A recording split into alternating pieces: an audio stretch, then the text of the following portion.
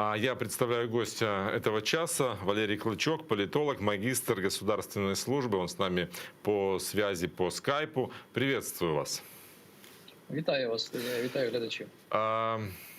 Завтра в Раде планируется ежегодное послание президента Украины Владимира Зеленского. И на завтра же Владимиром Зеленским был анонсирован госпереворот. Вот такие вот сразу два важных события в один день. Давайте вот о них и поговорим. Начнем с госпереворота.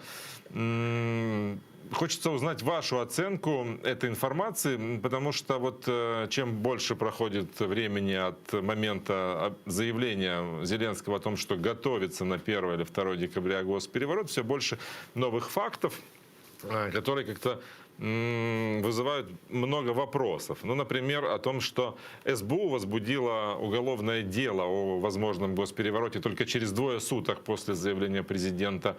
Сегодня первый вице-спикер Корниенко заявил, что людям платят по 1000 гривен за участие в госперевороте. То есть возникает вопрос, что это за переворот, в который можно людей заманить только за 1000 гривен. Вот что это? Что происходит? Ну, знову ж таки, для того, щоб зрозуміти, що президент мав на увазі, треба було слухати прес-конференцію і спостерігати за перебігом подій, які передували саме цій прес-конференції. Тому що, дійсно, для нас було несподіванкою і така заява. І саме прізвище, яке прозвучало, бо буквально цього дня ми обговорювали із своїми колегами можливість наявність скандалу із президента із дуже відомим великим бізнесменом, зараз так треба називати з огляду на те, що ухвалений закон проти олігархів, Рінатом Ахметовим. Я виказував припущення, що ця така конспірологічна версія про наявність такого відкритого конфлікту, точніше відкритого чи закритого, але конфлікту із Рінатом Ахметовим, вона дещо надумана, натягнута. Можуть бути непорозуміння, власне, у президента і великого бізнесмена Ахметова, але щоб це якесь протистояння, так, ми можемо говорити про те, що нібито там є випадки, коли там гроші хтось кому не перераховував, так далі, тому подібне, але ж все ж таки бізнес бізнесом, президент президентом. Але заява президента, вона, фактично знівелювала мою думку, скажу так, як є, і президент визнав публічно факт наявного конфлікту із Рінатом Ахметовим, тому що, але прив'язав його дуже в дивний спосіб, як на мене, говорячи про те, що хтось готує державний переворот. Я не виключаю того, що такі думки в когось із політиків або працівників спецслужб різних країн, в тому числі України або ще різних країн, могли бути. Версії мають право на життя будь-які. Але президент, мабуть, оперував не просто якимись версіями, а фактами. Він, власне, і стверджував, що в нього є запис розмов, де фігурувало прізвище Ахметова. І, звичайно, можливо, якби він сказав, що це заворушення можливі якісь, які можуть організовувати. Це звучало б не так, різало вухо нам, а от саме фраза «державний переворот», вона викликала такий резонанс. Хоча, як на мене, то мало що спільного є в тому, що буде відбуватися завтра на Банковій, а повідомлення про те, що туди чимало збирається активістів, політиків і, знаєте, такі в іронічній формі говорять «державний переворот», то да, дійсно таке є. Я не виключаю того, що сьогодні певні опозиційні політичні сили організовують підвезення мітингувальників з регіонів, щоб вони були присутні на цьому мітингу. Тим паче, давайте не забувати, що рух опору капітуляції рівно 10 днів тому дав термін 10 днів президенту для того, щоб він звільнив Єрмака після скандального розслідування журналіста Ткача з «Української правди» про святкування, нібито святкування, скажімо так, керівником Офісу президента України Єрмаком на державній дачі. Тобто ці події дещо пов'язані між собою, і, звісно, мали логічне продовження, абсолютно логічне з точки зору політтехнології, саме в акціях масових протестів під стінами Офісу президента. Тому я думаю, що президент пішов на упередження, зробивши таку заяву, і, звісно, як на мене, вона повинна бути м'якшою. Те, що СБУ так відреагувало на це, мені знову-таки видається, що навряд чи будуть знайдені конкретні особи, доведений їхній умисел здійснити державний переворот шляхом силового відсторонення від влади президента, зокрема Зеленського. Тому це відверта, явна політична боротьба президента сьогодні з своїми опонентами. На жаль, так, яка має не дуже гарне забарвлення, тим паче що відповідна реакція була і в Сполучених Штатах Америки, і була і в Росії, і вона не додає в Україні на сьогоднішній день. Власне, це така моя оцінка. Президент дещо вийшов за межі того дозованої подачі інформації, яку він собі міг дозволити в цьому перебуваючи в статусі президента. Ну вот насколько ответственно, понимая свой статус, понимая ценность своих слов, важность, как на них отреагируют не только политики в Украине, не только наше общество, но и наши международные партнеры, инвесторы, на то, что в стране готовится переворот, говорить о перевороте, который, по сути, акция протеста. Может быть, будет она многочисленная, может быть, нет, мы этого не знаем. Посмотрим завтра. Но вот при этом давать такую оценку и на какую реакцию рассчитывал президент, и насколько это ответственно. Вот все-таки я настаиваю на такой формулировке.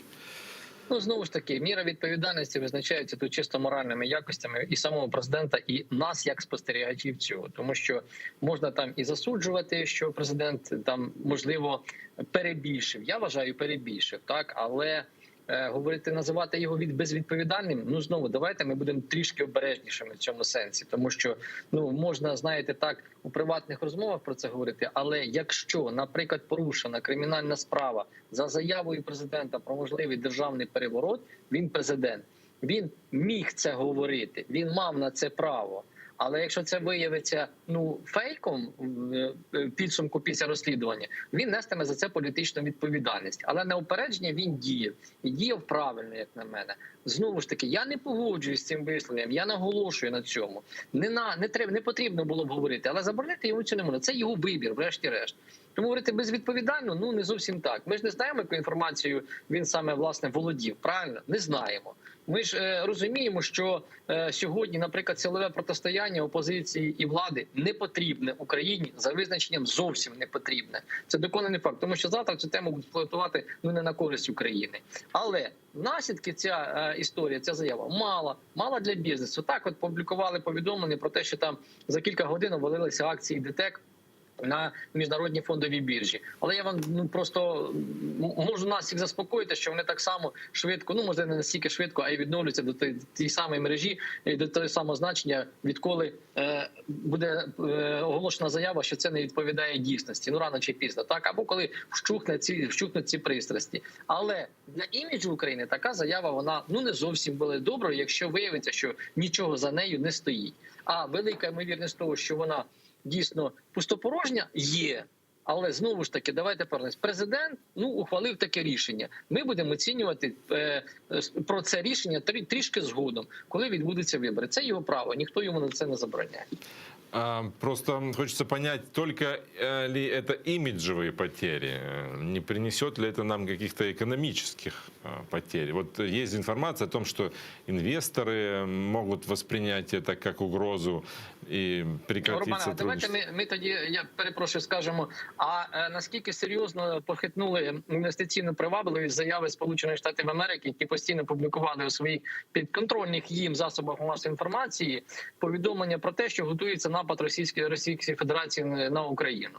Ми давно ведемо війну, але для розуміння ситуації, те, що я як економіст бачу і констатую факт, буквально за тиждень після цих повідомлень з України було виведено нерезидентами 3 мільярди гривень, які були вкладені в облігації внутрішньодержавної позики. Це також шкодить іміджу, інвестиційній привабливості. Безумовно, я це не заперечую, але це не є самим визначальним фактором, тут сукупність факторів.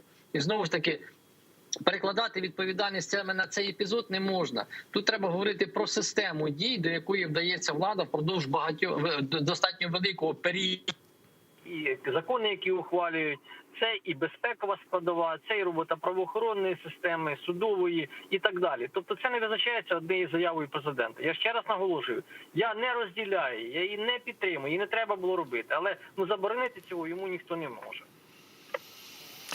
Окей, давайте поговорим о предстоящем послании.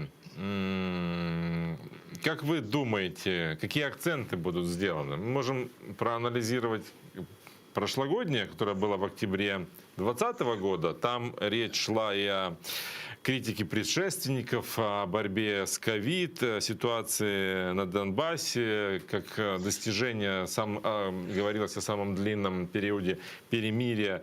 Речь шла о референдумах и о народовластии, о том, что украинцы имеют право участвовать в государственном строительстве напрямую через голосование, о цифровизации, о внедрении ИДИ.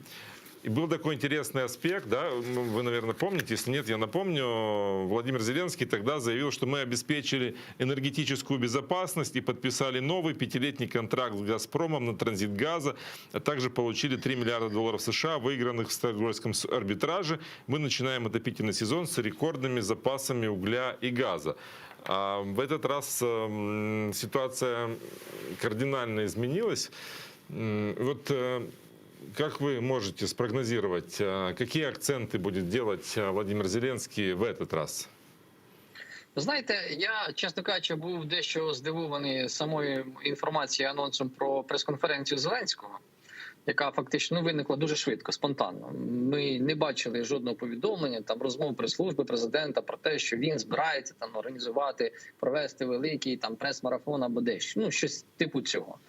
А історія із появою її, як на мене, вона має глибоке коріння саме у конфронтації президента із великим бізнесом, із вчорашніми його соратниками по парламенту. Ну, наприклад, той же самий Разумков, ми знаємо, нещодавно, скажімо так, вийшов із «Слуги народу» і організував своє міжфракційне об'єднання.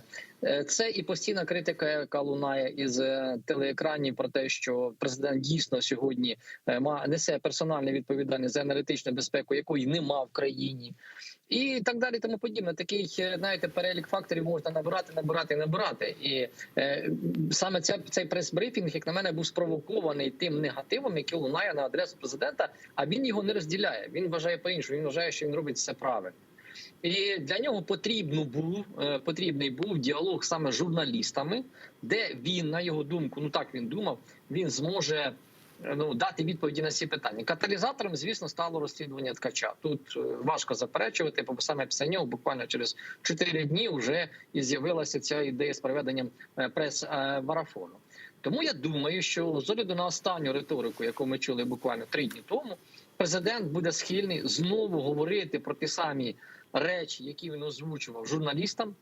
Він, я так розумію, сам коригує свої виступи, додає їм сценічності і яскравості, в нього це виходить дуже гарно.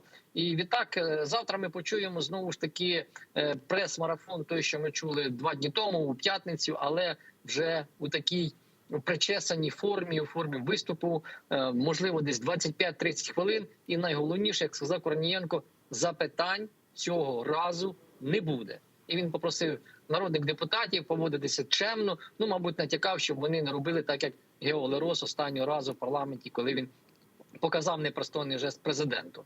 Тому, швидше за все, це буде такий, знаєте, звіт, що не все пропало, що все добре, що я тримаю все під контролем, а ви нагнітаєте смуту на мої хороші реформи. Приблизно в такій формі це виглядатиме. Тим більше буде багато говоритися про успіхи, типу на міжнародній арені і так далі, тому подібне. Тому очікувати чогось нового в порівнянні із тезами, які прозвучали на прес-марафоні, я не ставлю. Принаймні, я не бачу ніякого підґрунтя для цього, тому що риторика президента не змінюється від дня до дня. Вона залишається однаковою. Він свято вірить в те, що він робить. Це дуже добре, що він в це вірить, але погано, що він не бачить тих негативних наслідків, які є в результаті таких дій. Це дуже прикро, але втім, на даному етапі ми обрали цього президента, Україна обрала, і ми мусимо констатувати і оцінювати, і інколи критично, і готуватися до нових виборів, які будуть там визначені законом і Конституцією термін. Если подытоживать эту пресс-конференцию, какое у вас сложилось впечатление? Удалось ли Владимиру Зеленскому переломить негатив, как-то взять ситуацию под контроль, может быть, как-то убрать почву для возможных протестов, которые запланированы на 1 число? Вот общее впечатление, в чью пользу был пресс-марафон, скажем так? Ну, загалом підґрунтя щодо 1 грудня і там можливих акцій протесту, ні, він не виб'є, це безумовно так і є, але він упередив, як на мене, можливий сценарій силового протистояння на банку. От в мене таке є відчуття, і те, що не виключалося це як сценарій один і можливий і саме 1 грудня, то це так. Тому така заява зроблена була не випадково. Я більш ніж переконаний в цьому. Це один із плюсів, які можна віднести до президента, як з технологічної точки зору. І він дійсно сьогодні м'яч перекинув на поле олігархів, того ж самого Ріната Ахметова, на поле опозиції і чекає на відповідь. Він інформаційно виграв. Безумовно, так і є, тому що прихильники президента, вони аплодують, він дав багато запитань, відповідей на відвертих, навіть занадто відвертих відповідей на запитання, які йому ставилися, і показав речі, про які сказав голос, про які там прошіптували за кулісами, але боялися говорити щодо там чесності журналістів, так далі, тому подібне. Розумієте?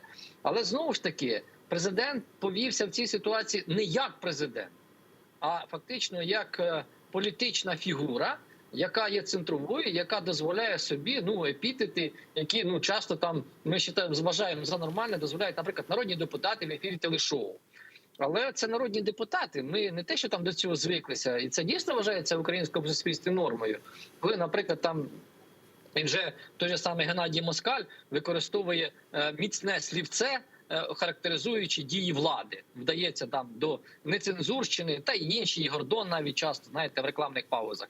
Це журналісти, вони собі, і депутати або колишні політики, вони собі можуть дозволити. Хоча, наприклад, я не розділяю таких висловлювань. А от президент не повинен був би себе позиціонувати саме таким чином. Він себе опустив до цього рівня. Він перейшов у політичну боротьбу не за своїми правилами. Він не міг так грати. Втім, це його вибір, його змусили, його витягнули на це. Знову ж таки, рішення я це не вітаю і не розділяю. Тому інформаційно так, він дещо виграв. Але, ви знаєте, він цементував свого виборця після цієї прес-конференції біля себе, дійсно цементував. Я от навіть це відзначаю для себе по соціальних мережах. І налаштував ще більше проти себе тих, хто був до нього в опозиції до цього. Вони ще більше зафіксували позицію те, що президент на сьогоднішній день не відповідає займаній посаді як особистість. І в цьому є чимало підтверджень і фактів.